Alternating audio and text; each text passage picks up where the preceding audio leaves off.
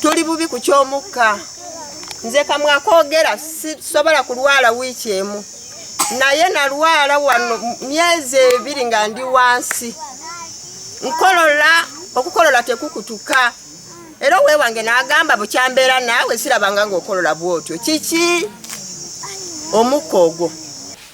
Second round tuwulira mbu kuba sikirinako evidence ne meya waffe y'eNjeru yakola ki yaliko ne bamuwayo kasamusi ne batuga obukadde 9.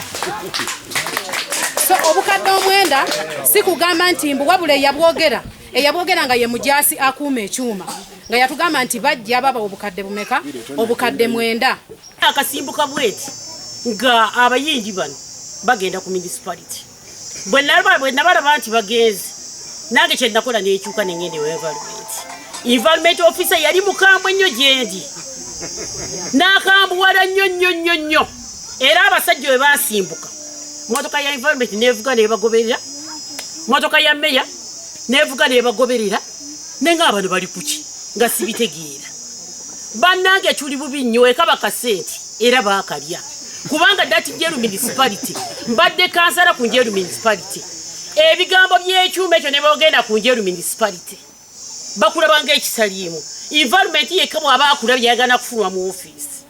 Abakulembeze abalya byenguzi mpulidde bu miliyoni 9 bu miliyoni 3 bu miliyoni 2 mukuume ensawo zammwe n'ekitiibwa.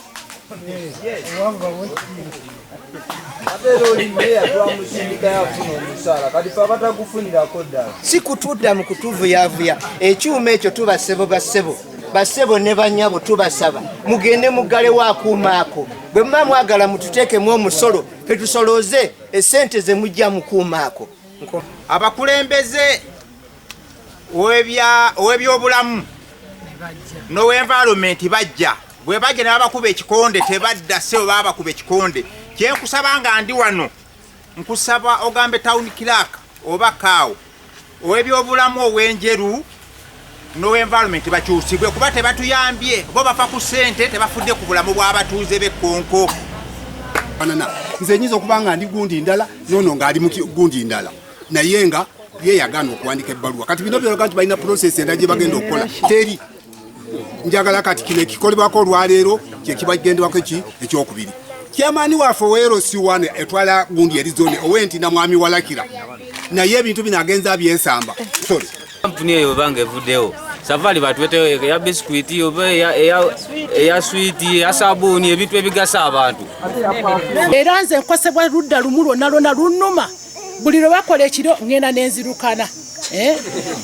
Saagala mbalimbe buli lwensika omukakuli ngenda n'enzirukanira ddala.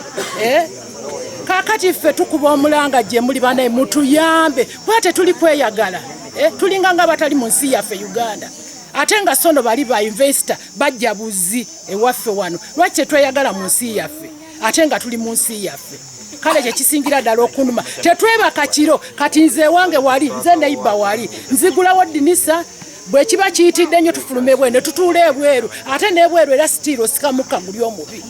Abantu abwe twatandika okwemulugunya ne batuwa amazzi bafuna tanka ne bagiteeka ebweru ne bagamba abantu banywa amazzi. Ekinewuunyisa Mr. Chairman buli anywa ku mazzi ago kayitanyiga ku basajja abawagira buwagizi buli agenda n'akima amazzi wali awagira buwagizi basajja bali simanyi kye bateekamu. Chairman fe abatagendayo bwe balaba nga abamu tebagendayo ku Easter ne bakola ekijjulo ne bafumba emmere n'omuceeri ne bayita era bamwe era bagenda sebo n'abo abagenda kati tebanyega. Nange ndi mubeekalakaasa wadde nali emmere naye amazzi saanywa naddala ku kyalo kuno bwe twali nga tulima oluguudo luli nga ndi ku guleeda ne wabaawo omusirikale eyandaba nampita n'aŋŋamba kansala nga sisanyusa okukulaba konze kale ssebo tulimidde oluguudo konze ye n'aŋŋamba tubadde nga twegomba okukulabako. Kati bagala okutenga batya okusingako nga wetuli ekyo kiwandibuuziza kubanga ogedde bulungi naddamu nantuma mwenyini ntuukeyo ntuuse obubaka bwe natuuseeyo nasanze kyamaani 3 naye kyekimuleese tetubategeeza ensonga nebatugaa bagenda beerawa era bwe ntuuse mbakubidde ne mbagamba nti ffe tutuuse ku gulawundi muliwa naye nga womanyi omuntu nga waliwo oba kyeyeepena akuba kuno nakuli bwati nzija ndi mu meeting naye twabayise oyo kyenjagala omanya ne abakulu ba factory twabayise wabaawo representative waabwe naawe osoga nti abanaye nze ndiwo ku lwaki ku lwa factory naawe ne tukuwuliriza oyinza okubanga naawe olina ensonga zo ng'ate oli mutuufu si weewaawo so wabaawo ali ku lwa factory naye ensonga nga tufunye obuzibu yawandenga obuzibu kintu tufunye ekyuma mu kitundu nekirikosa abatuuze njagala chairman tukole quick reaction ku nsonga eyo nenkuira jibuliru nemugana jibu omaye ekiri ewuwo nafunye essimu ayine meeting n'omukulu omu naye ekiri ewuwo waliyo obuzibu waliyo ekyuma ekiri kuwono n'obulamu bw'abantu jibu etwasinkana jibu naye naddayo wa chairman ne tubanga message y'abakulembeze b'omu kitundu ekoze eki etuuse here is all about this I stopped. So you tell no that they stopped. Yeah. They stopped. Yeah. It is not functioning. What shows that they stopped? What shows that they changing this machine? Doing what?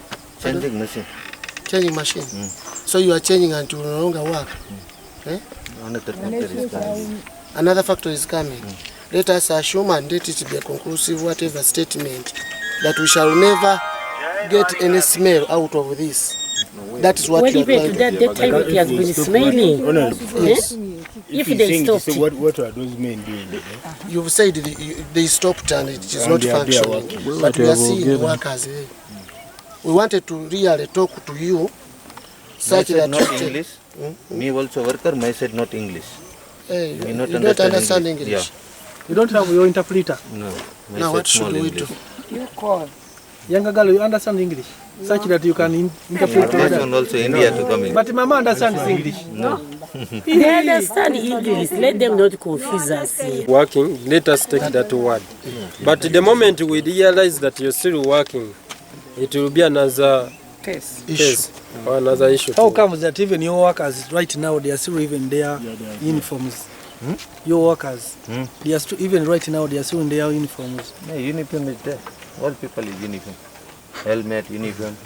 Yet they are not working. Okay, let us first inspect. Buza bakulembeze bannange no bagamba naye banaye kampuni eri ezesenguka emirundi n'emirundi kuba omuntu omulungi bw'aba ava awantu abantu bakola ki basigala bakaba bagamba iyo omuntu waffe naye eno ye kampuni eva awantu abantu ne bakola akabaga abatukwatagana yeva awantu nga abantu basanyufu ekole ki egende nebwe mpuliddemu embeera y'abantu abo ffe tulina kampuni mu bitundu ebaffe gye tubeera nti kampuni weba erikola bubi ne mubayita mu lukiiko nga luno bakola ki bajja ne mumanya nti abantu abo basobola okuwulira embeera zammwe n'ebibakola ki n'ebibaluma eno ye kampuni abasigala nga babayitako buyisi oba oliawo zitusimira amazzi amalungi oba oliawo zikola n'amakubo mwe tuyita nga mmetta agambye we baba basaba nawaffe tulina ku kampuni eri yesi twagisaba netukolera ku kkubo erimu kati eno kitegeeza tegasa kitundu kino ate yongera kukinyigiriza naye neewuunyiza nnyo okubanga abakulembeze abatandikirwako ab'ekyalo oba aba munisipalite nga tetuli nabo wano kintu ekyo kikulu era mbadde mpuliriza wano omu ku batuuze agambye nti sente bw'obadde todda njagala kuyimirira mu bigere muwolereze kuba nze deputy speaker abadde nga si naye ng'ate tali mu bino bya kampuni ng'ali mu kulaba butya mirimu bwe gitambula. Is the chairperson. This one is the chairperson LC5. We are honorable councillors and this is our area of jurisdiction. Why do you say that we cannot me also worker, me not boss. You are calling a boss? Calling boss. You call a boss to come. Not coming, it is Kampala. Abatuuze b'Ekkonko chairman LC5 wabazze wano muba musitudde president wa district yonna